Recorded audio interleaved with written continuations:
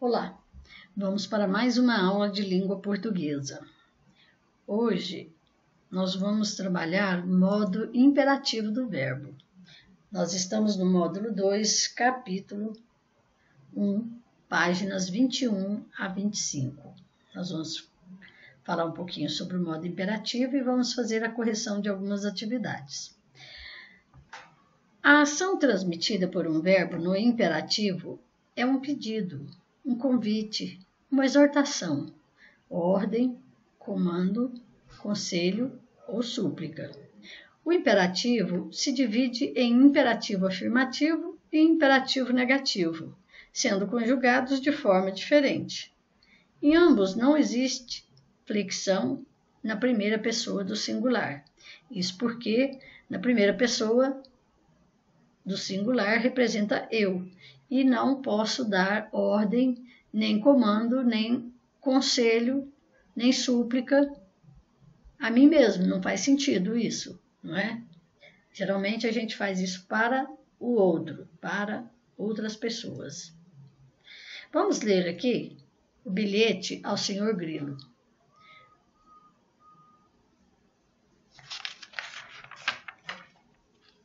Nós estamos na página 22. Senhor Grilo, por favor, interrompa a cantoria. Aqui ele está pedindo para interromper, está pedindo por favor, então é um pedido. Está usando o imperativo pedindo. Na segunda estrofe, se quiser, meu senhor Grilo, vá cantar para sua tia.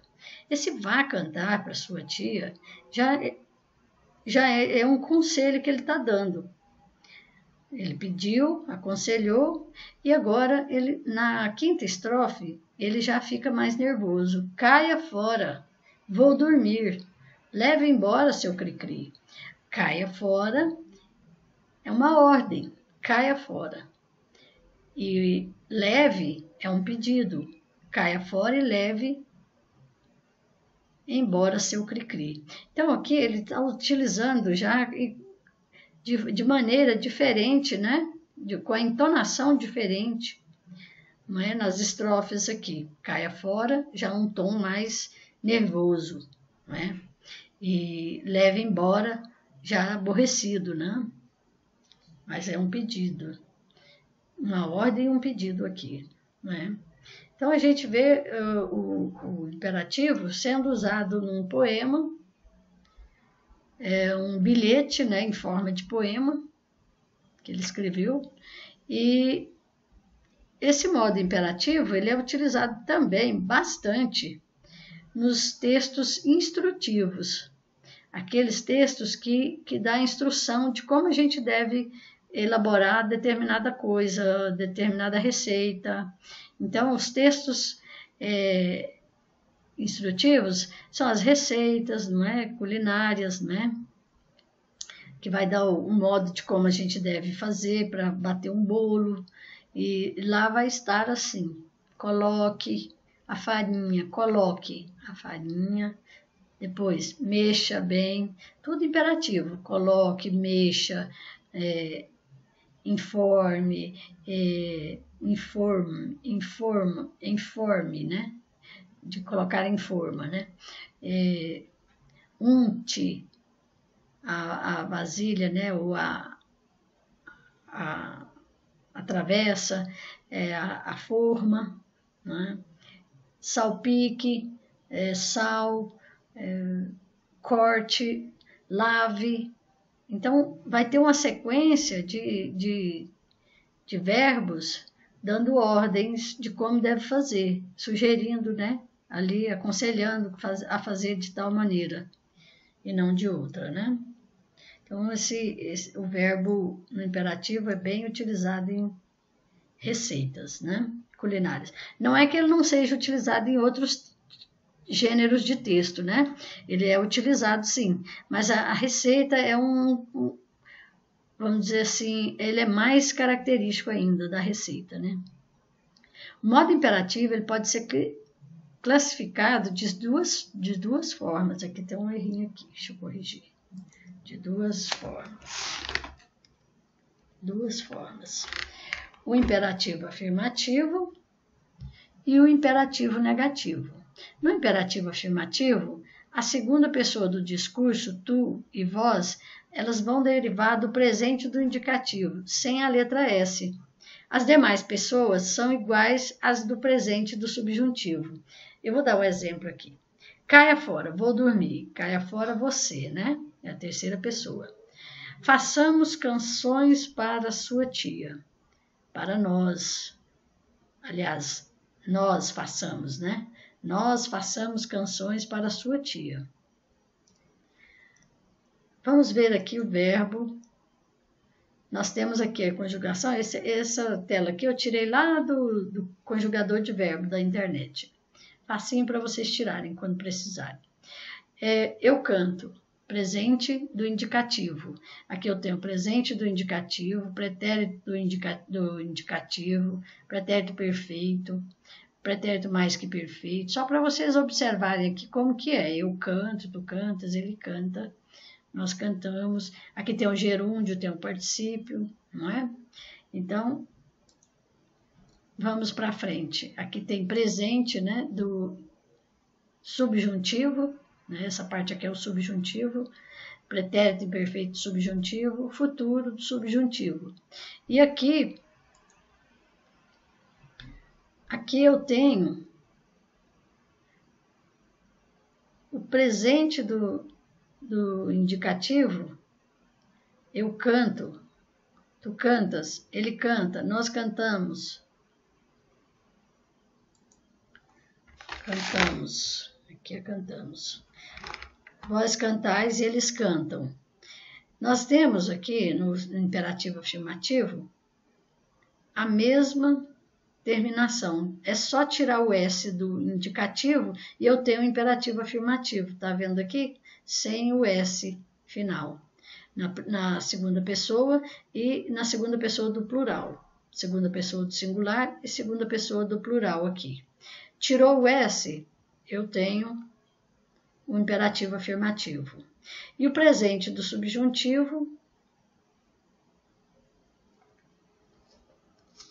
eu tenho bem parecido também, que é o cante você, cantemos nós e cantam. A terceira pessoa do singular e a primeira pessoa do plural e a terceira pessoa do plural são idênticas ao presente do subjuntivo. Acho que deu para perceber aqui a ligação, né? Em razão de sua função, os verbos do imperativo não apresentam flexão para a primeira pessoa do discurso. Por quê? Porque não se presume ordem, pedido, conselho a si mesmo. Isso aí eu já falei, né? Só para relembrar. Aqui nós temos, não diga isso para a Beth, ela vai se magoar, você, terceira pessoa, né? Jamais gastem tudo que tem, vocês. No imperativo negativo, eu conjugo da mesma maneira que eu conjugo o presente do subjuntivo. Então, esse é um modelo, presente do subjuntivo aqui é igualzinho presente o imperativo negativo. Então, partas aqui, ó, assim, porque não tem a primeira pessoa aqui no imperativo. Então, no subjuntivo tem a primeira pessoa, mas aqui, partas, segunda pessoa do singular, é idêntica à segunda pessoa do negativo aqui, ó, do imperativo negativo. Terceira pessoa do singular, parta, não parta você. A terceira pessoa aqui, idêntico também. Aqui, na primeira pessoa do plural, é idêntica à primeira pessoa do plural do negativo. Imperativo negativo. E a segunda pessoa do plural também é idêntica à segunda pessoa do imperativo negativo. Terceira pessoa do plural, a mesma coisa. É igualzinha à terceira pessoa do plural do imperativo negativo. Isso é só para vocês verem e lembrar, não é? Porque no imperativo negativo, as formas verbais elas são idênticas às do presente do subjuntivo.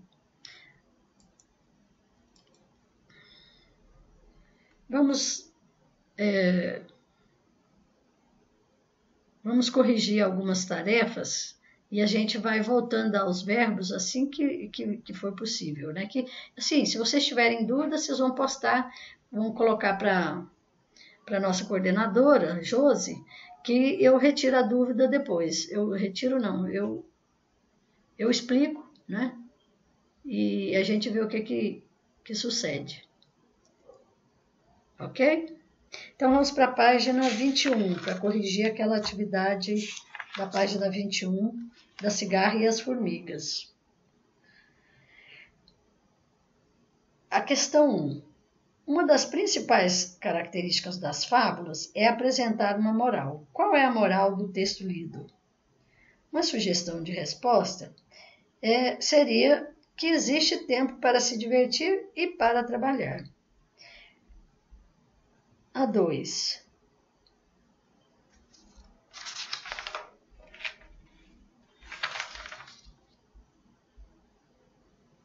Qual foi a reação das formigas quando a cigarra lhes pediu alimento?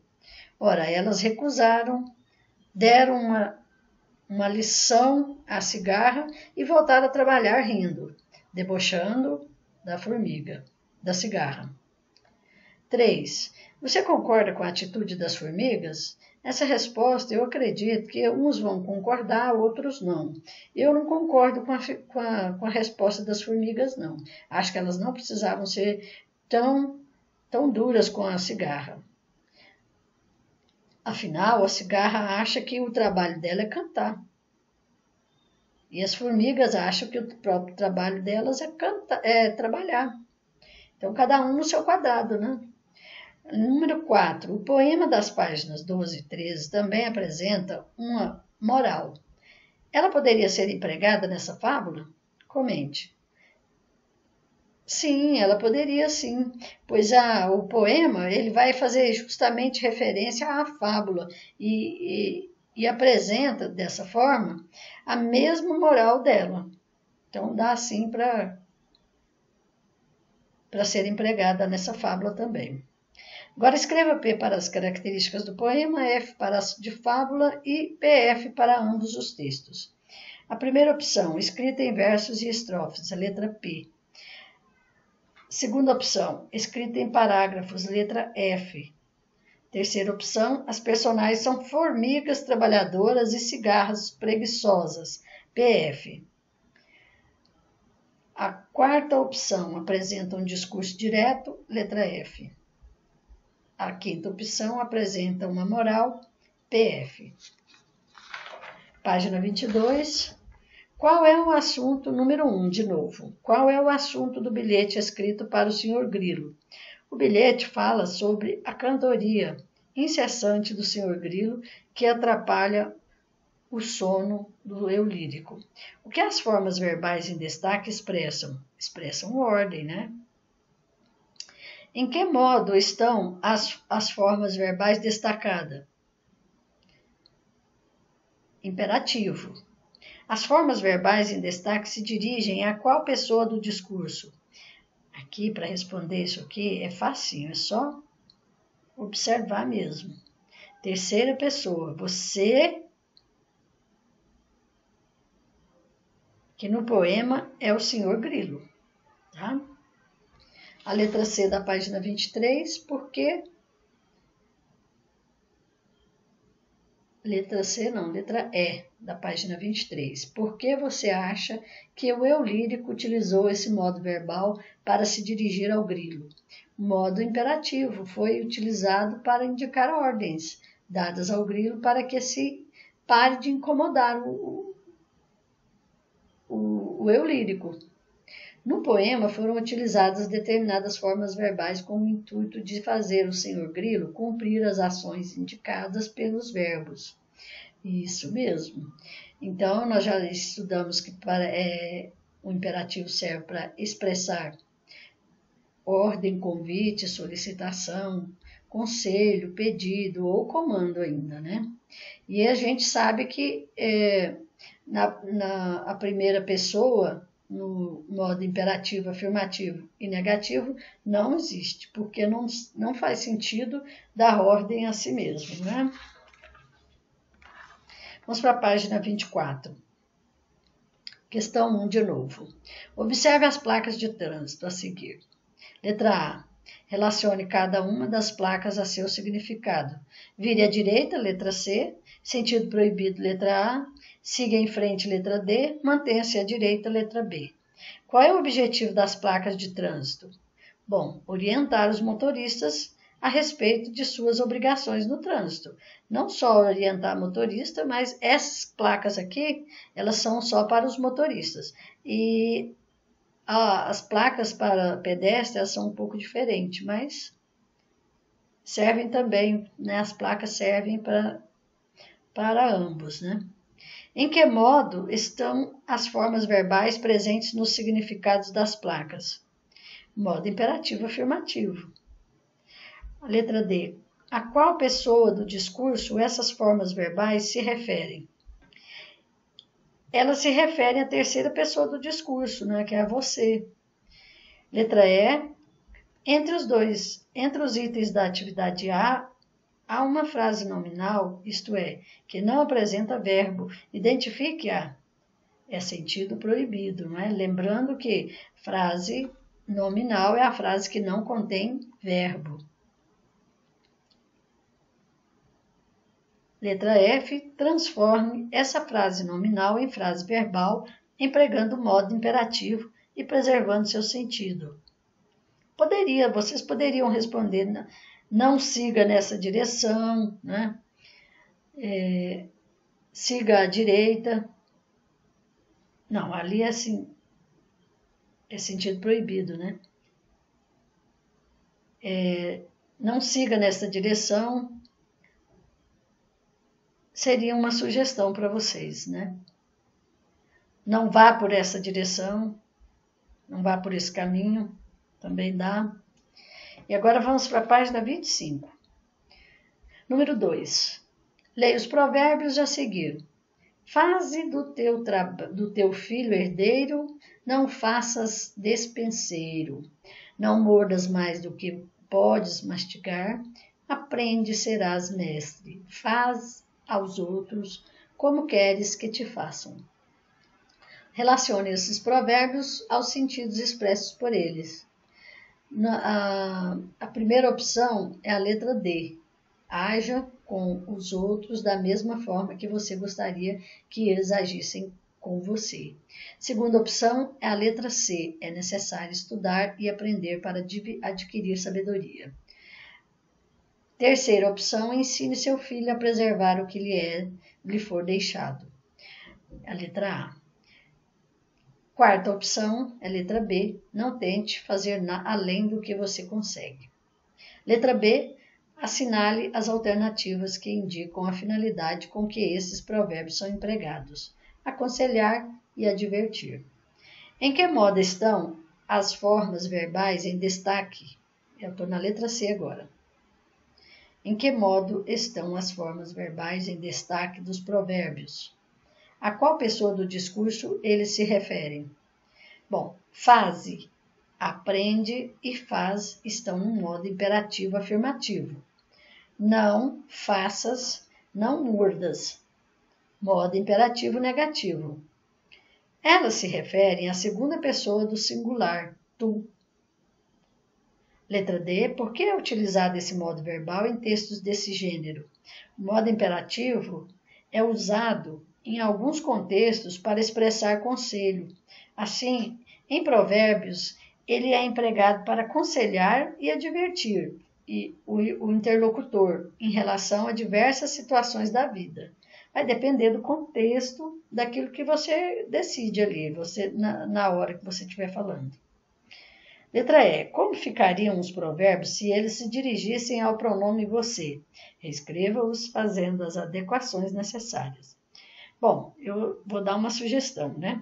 Faça do teu filho herdeiro, não o faça despenseiro. Não mordas mais do que pode mastigar. Aprenda e será mestre. faça aos outros como quer que ele faça. Então, eu só mudei os verbos aí que era pedido na sequência, né? Então, eu vou ficando por aqui, terminamos mais uma aulinha. Eu espero que vocês me desculpem. Às vezes eu falo a letra, não falo a segunda letra, às vezes eu não falo o número da questão que eu estou, mas dá para acompanhar. Então, me desculpa essa falta de disciplina na hora de falar. E espero que vocês consigam corrigir legal e até a próxima aula. Um beijo.